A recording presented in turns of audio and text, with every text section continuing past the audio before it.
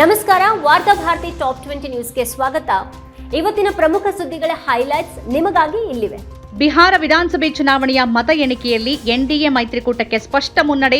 ಈಗಾಗಲೇ 202 ಸ್ಥಾನಗಳಲ್ಲಿ ಮುನ್ನಡೆ ಸಾಧಿಸಿರೋದ್ರಿಂದ ಅಧಿಕಾರ ಮತ್ತೊಮ್ಮೆ ಎನ್ಡಿಎ ಪಾಲು. ಬಿಹಾರದಲ್ಲಿ ಆಡಳಿತ ಪಕ್ಷದೊಂದಿಗೆ ಸೇರ್ಕೊಂಡು ಚುನಾವಣಾ ಆಯೋಗ ಸಂಚು ರೂಪಿಸಿದೆ ಅಂತ ಆರೋಪಿಸಿದ ಹಿರಿಯ ಕಾಂಗ್ರೆಸ್ ನಾಯಕ ಅಶೋಕ್ ಗೆಹ್ಲೋಟ್, ಚುನಾವಣಾ ನೀತಿ ಸಂಹಿತೆ ಜಾರಿಯಲ್ಲಿದ್ದರೂ ಮಹಿಳೆಯರಿಗೆ 10,000 ರೂಪಾಯಿ ನಗದು ಸೇರಿದಂತೆ ಮತದಾರರಿಗೆ ಸವಲತ್ತುಗಳನ್ನು ವಿತರಿಸಲಾಗಿದೆ ಎಂದ ಗೆಹ್ಲೋಟ್, ದೇಶಾದ್ಯಂತ ಕುತೂಹಲ ಕೆರಳಿಸಿದ್ದ ಬಿಹಾರ ವಿಧಾನಸಭೆ ಚುನಾವಣೆಯ ಫಲಿತಾಂಶ. ಎನ್ಡಿಎ ನಾಗಾಲೋಟಕ್ಕೆ ಮಹಿಳೆಯರಿಂದ ದಾಖಲೆ ಮತದಾನ. 243 ವಿಧಾನಸಭಾ ಕ್ಷೇತ್ರಗಳ ಪೈಕಿ 200ಕ್ಕೂ ಅಧಿಕ ಕ್ಷೇತ್ರಗಳಲ್ಲಿ ಬಿಜೆಪಿ ನೇತೃತ್ವದ ಎನ್ಡಿಎಗೆ ಮುನ್ನಡೆ.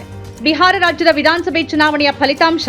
ಬಿಹಾರದಲ್ಲಿ ಚುನಾವಣೆಗೆ ಮುಂಚಿತವಾಗಿ 65 ಲಕ್ಷ ಮತದಾರರ ಪಟ್ಟಿಯಿಂದ ಕೈ ಬಿಡುವ ಮೂಲಕ ಈ ಅದ್ಭುತವಾದ ಫಲಿತಾಂಶ ಬರೋಕೆ ಕಾರಣಕರ್ತರಾದ ಚುನಾವಣಾ ಆಯೋಗಕ್ಕೆ ಅಭಿನಂದನೆ ಸಲ್ಲಿಸುತ್ತೇನೆ ಅಂತ ವ್ಯಂಗ್ಯವಾಡಿದ ಕಾಂಗ್ರೆಸ್ ನಾಯಕ ಬಿಕೆ ಹರಿಪ್ರಸಾದ್.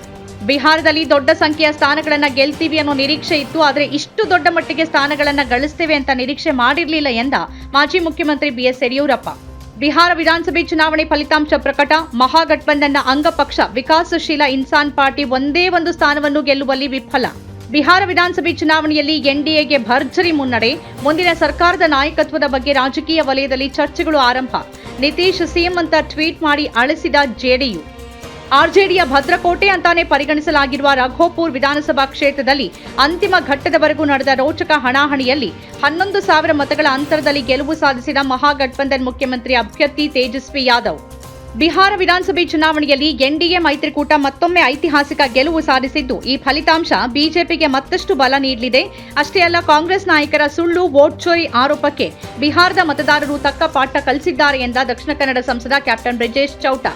ಮತಚೋರಿ ಹೆಸರಲ್ಲಿ ರಾಜಕೀಯ ಚೋರ್ತನ ಮಾಡೋಕೆ ಹೊರಟವರಿಗೆ ಬಿಹಾರ ಚುನಾವಣೆಯಲ್ಲಿ ತಕ್ಕ ಶಾಸ್ತಿ ಆಗಿದೆ ಎಂದ ಬಿಜೆಪಿ ರಾಜ್ಯಾಧ್ಯಕ್ಷ ಬಿವೈ ವಿಜಯೇಂದ್ರ. ಬಿಹಾರದಲ್ಲೂ ಮತಕಳುವು ನಡೆದಿದೆ ಅಂತ ಆರೋಪಿಸಿದ ಕರ್ನಾಟಕದ ಮುಖ್ಯಮಂತ್ರಿ ಸಿದ್ದರಾಮಯ್ಯ. ಬಿಹಾರ ವಿಧಾನಸಭೆ ಚುನಾವಣಾ ಪ್ರಚಾರಕ್ಕೆ ನನ್ನನ್ನು ಆಹ್ವಾನಿಸಿಲ್ಲ.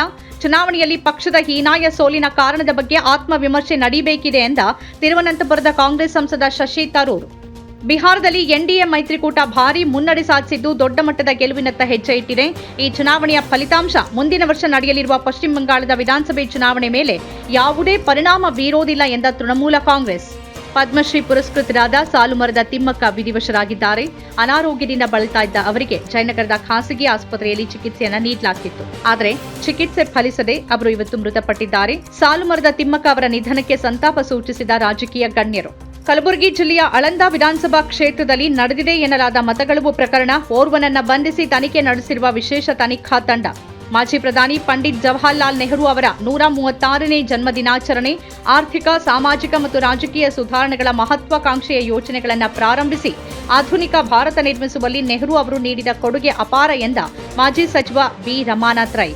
ತೆಲಂಗಾಣ ಜುಬ್ಲಿ ಹಿಲ್ಸ್ ವಿಧಾನಸಭೆ ಉಪಚುನಾವಣೆಯಲ್ಲಿ ಕಾಂಗ್ರೆಸ್ ಅಭ್ಯರ್ಥಿ ವಿ ನವೀನ್ ಯಾದವ್ ಗೆಲುವು. ಶುಕ್ರವಾರ ನಡೆದ ಮತ ಎಣಿಕೆಯಲ್ಲಿ ಬಿಆರ್ಎಸ್ನ ಮಗಂತಿ ಸುನೀತಾ ಗೋಪಿನಾಥ್ ಅವರನ್ನ 24,658 ಮತಗಳ ಅಂತರದಿಂದ ಸೋಲಿಸಿದ ನವೀನ್ ಯಾದವ್. ಸಜಾಬಂದಿಗಳಿಗೆ ಪೆರೋಲ್ ಪಡೆಯೋಕೆ ಅನುಕೂಲವಾಗುವಂತೆ ಸುಳ್ಳು ವೈದ್ಯಕೀಯ ದಾಖಲೆಗಳನ್ನು ನೀಡುತ್ತಿರುವ ವೈದ್ಯರ ಬಗ್ಗೆ ಸರ್ಕಾರ ಗಮನ ಹರಿಸಬೇಕು ಅಂತ ಮೌಖಿಕ ಸೂಚನೆ ನೀಡಿದೆ ಹೈಕೋರ್ಟ್.